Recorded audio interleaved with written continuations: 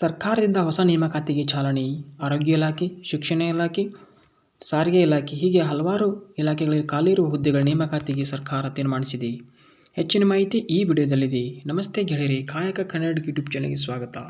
ಸರ್ಕಾರದಿಂದ ಹೊಸ ನೇಮಕಾತಿಗೆ ಚಾಲನೆ. 24,300 ಹುದ್ದೆಗಳ ನೇಮಕಾತಿಗೆ ಸಚಿವ ಸಂಪುಟ ತೀರ್ಮಾನ. ಒಟ್ಟು 53,000 ಹುದ್ದೆಗಳು ಭರ್ತಿ ಆಗಲಿವೆ. ಮೊದಲ ಹಂತದಲ್ಲಿ 24,300 ಹುದ್ದೆಗಳ ನೇಮಕಾತಿಗೆ ರಾಜ್ಯ ಸರ್ಕಾರ ವಿವಿಧ ಇಲಾಖೆಯಲ್ಲಿ ಖಾಲಿ ಇರುವ ಹುದ್ದೆಗಳ ನೇಮಕಾತಿಗೆ ಆರ್ಥಿಕ ಇಲಾಖೆ ಅನುಮೋದನೆ ನೀಡಿದೆ. ಮಾರ್ಚ್ 2ನೇ ವಾರ ಪ್ರಕ್ರಿಯೆ ಆರಂಭಿಸುವುದಾಗಿ ಸಾಧ್ಯತೆ ಇದೆ ಎಂದು ತಿಳಿಸಿದೆ.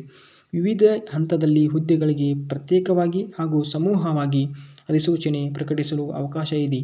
ಸಿಬ್ಬಂದಿ ಕೊರತೆಯಿಂದ ಬಳಲುತ್ತಿರುವ ಹಲವಾರು ಇಲಾಖೆಗಳಲ್ಲಿ ಖಾಲಿ ಹುದ್ದೆಗಳ ಭರ್ತಿ ಮಾಡುವುದಾಗಿ ತಿಳಿಸಿದೆ. ಕೆಪಿಎಸ್ಸಿ ಮತ್ತು ಕೆಇಎ ಮೂಲಕ ಪರೀಕ್ಷೆ ನಡೆಸಿ ಆಯ್ಕೆ ಮಾಡಿಕೊಳ್ಳಲಾಗುವುದೆಂದು ತಿಳಿಸಿದೆ. ಸಚಿವ ಸಂಪುಟ ಸಭೆಯಲ್ಲಿ ಎಚ್ಕೆ ವಿಭಾಗದಲ್ಲಿ ವಿವಿಧ ಇಲಾಖೆಗಳಲ್ಲಿ 32,132 ಹುದ್ದೆಗಳು ಖಾಲಿ ಹುದ್ದೆಗಳಾಗಿವೆ.